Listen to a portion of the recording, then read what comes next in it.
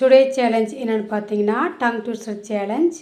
ஒரு குடம் எடுத்து அரை குடம் இறைத்து குறை குடம் நிரப்பி நிறை குடம் ஆக்கினாள். நான் மறுபடியும் சொல்கிறேன்.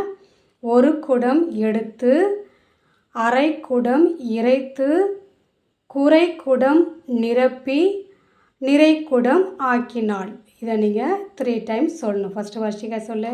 ஒரு குடம் எடுத்து அரை குடம் இறைத்து குறை குடம் நிரப்பி இறை குடம் ஆக்கினாள்.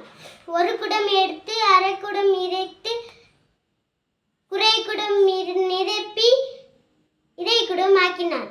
நிறை குடம் ஆக்கினாள். ஒரு குடம் எடுத்து அரை குடம் இறைத்து குறை குடம் குறைத்து தப்பு.